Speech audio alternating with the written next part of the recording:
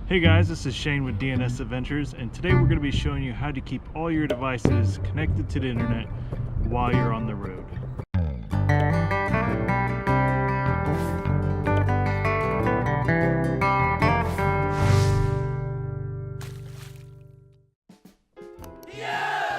Today I'm going to be showing you kind of the tips and tricks we use to keep all of our devices connected online as we travel from place to place on the road.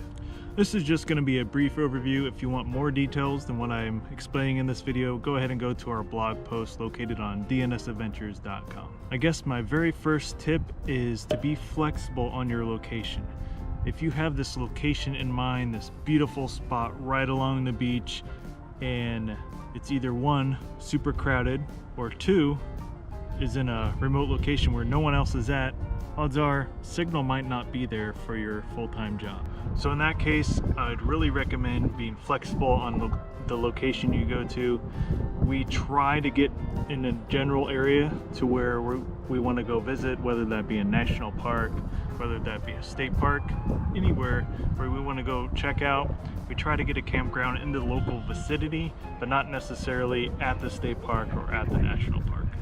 So in order to find a good signal, we kind of have two tools that we use in order to locate a place with good signal. Our very first and most used app on our phones is called OpenSignal. And I'll show you a little overview here of OpenSignal and how it works. Hey guys, so now let me show you around OpenSignal here.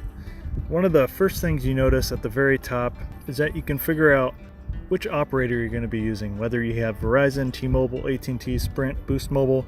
They have all the providers there. You just want to choose which one you want to be searching for. And I always want to be searching for this 4G option here, just to know that my device is going to get the strongest connection out there. So usually we use our AT&T because that is our primary connection. Verizon is kind of our backup. So for this example, I'll just show you AT&T.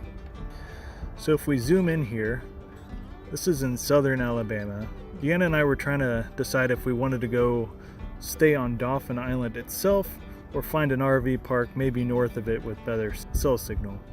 So we went into Dauphin Island here. There is an RV park here on the eastern side, but as you can see here, all of these spots over here are red. And if you look into the lower left hand corner of this app, the bad coverage is color-coded as red and the good coverage is color-coded as green.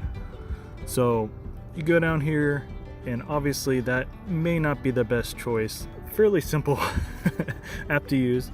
You can see red is a bad choice, but so we start going over here. I start looking at the island. There aren't any other RV parks on the island. There are some green signals over here, so there is a chance if you were over here and used the boost or something, maybe you could pick up a better signal.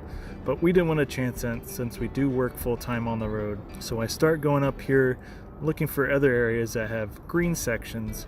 You can see here by Alabama Port, here's an RV park just north of Alabama Port, and it's fairly safe. If you see all these little green signals, occasionally there are little red signals, but if it's mostly green, you'll probably find a decent cell signal in that area. That's our number one check, and then we usually go to Compendium after that just to kind of verify if any other people at that campground had good signal with AT&T, Verizon, or whatever we're looking at the time. And with that in mind, that comes tip number two. Obviously, if you want to have good cell signal, you have to be close to civilization. You can't be out in the middle of nowhere and expect to have 4 or 5 bars on your cell phone.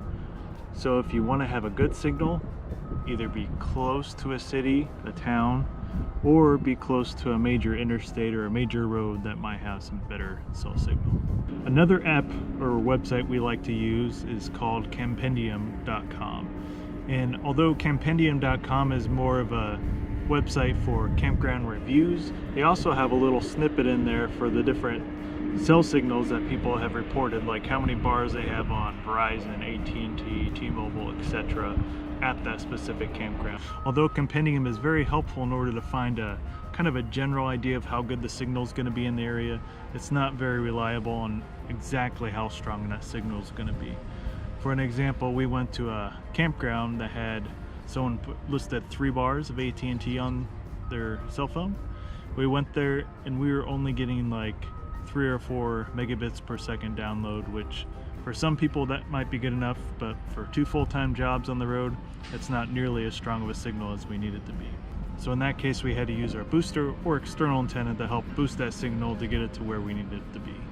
Tip number 3 is to have multiple phone carriers, as much as you can afford.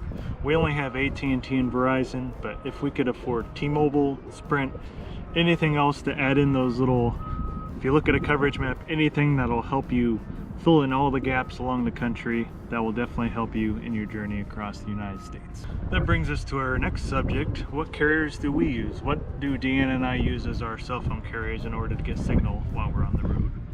Well, our very first one is AT&T, and that's kind of our primary plan. We have the AT&T Unlimited Plus plan, which is now old and you can no longer get it.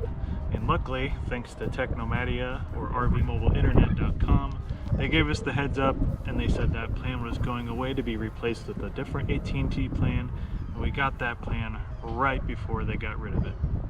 One of the best things about that AT&T plan is that we're able to use up to 22 gigabytes before it's throttled due to network congestion. And so far, we've only had a couple instances along our travels where the network congestion has actually become an issue and we actually had to go with Verizon instead. So that takes us to our second plan. Our second plan that we use is Verizon, and that's actually used on both of our cell phones. We use our cell phones as our hotspots. So we have 2 above unlimited plans with Verizon. Both plans come with 20 gigabytes of hotspot. This is the most expensive plan Verizon had out there. That's why we went with it, just to get as much data as we possibly could. They're about $100 each per plan. The AT&T plan was about $100 for the plan itself as well. So you get 20 gigabytes of hotspot use per device, but for the phone itself, you can get 75 gigabytes of like streaming, downloading music, whatever you want to do for that 75 gigabytes that doesn't get any throttling whatsoever. Another tip is to always be looking for new plans out there. Like I said, rvmobileinternet.com is a great source in order to find the latest and greatest plans that they have out there as far as AT&T, Sprint, Verizon, T-Mobile, all the major carriers. They're going to be telling you what the latest plan is out there, so I would be checking that out as much as you can, staying on top of that so you aren't overpaying on your data plans. The next subject I wanted to cover is what do we actually use to boost our signal? Well, the very first thing what we like to use is our Netgear MIMO external antenna. And what that does is it just connects to the bottom of the Netgear Nighthawk hotspot that we have, and it goes from using just the internal antenna on that Nighthawk to using the external antenna. It is a directional antenna, so you have to make sure you're actually pointing that directly at the cell phone tower that you're using to get the optimal cell signal. But it is so useful. We've used it many times and it's boosted our signal so much that we're able to do anything we wanted to with that cell signal. For only 27 bucks, you have to have this antenna in your arsenal if you have a hotspot that has the 2 TS9 ports to use it properly. So our last device that we use is kind of our last ditch effort to find a signal. We couldn't find a signal with our AT&T plan, we couldn't find something with our Verizon, our external antenna didn't help our hotspot at all. What do we do now? Well, we use our booster, our cell phone booster. We currently use a WeBoost Drive 4GX RV cell phone booster. And I can show you the installation of that. I'll just attach that here in the description below and also a little link above if you're watching on your desktop. Biggest advantage is if there is a signal find, it will boost it. If you're in a location where your signal's strong enough but you're still not getting a fast enough speed, the WeBoost might not actually help you in that scenario. And we've come into those situations where we'd like to boost our signal a little bit more, but the WeBoost actually made our signal worse, so it was not even worth trying to use it. And that kind of brings us to tip number 5. Tip number 5 is redundancy and basically any backup plans you can have. If you can get multiple plans, like I said before, get multiple plans. If you can get multiple external antennas, get multiple external antennas. And if you can get a cell phone booster, which is the most expensive thing you can really buy to help your situation out, I would get the cell phone booster as well, just because if you need your job, if you need to have connectivity all the time, get what you need because it'll be worth it. Otherwise, you might be out of a job later. Before I close this video off, I do want to recommend one more piece of advice. Fate Unbound, another full-time RVing couple, they created a video not too long ago on how they stay connected while boondocking. Deanna and I, we don't usually boondock too much. We stick to different campgrounds, whether it be an RV park, state park, anywhere that usually has at least partial hookups. That's where we normally stay at. They actually go to places in so many remote areas that I think they would really be the experts to go to for finding a signal out in the middle of nowhere. So I will link that video in the description as well, along with their blog post. Well guys, I hope you found this video helpful.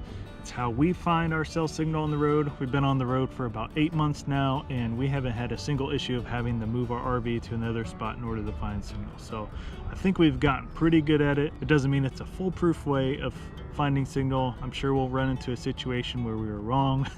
We picked a bad spot, but so far after 8 months, and we move almost every single weekend, we've been good to go. So this is definitely a good starting point, and I would take these words of advice. If you're starting off, it'd be a good place to start. And like I said, check out other people on YouTube, other full-time families, people that still work on the road, digital nomads.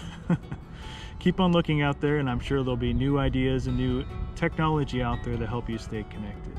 If you like this video, hit the like button, subscribe if you want to see more videos like it. You can also check us out on DnSAdventures.com. And as always guys, adventure on.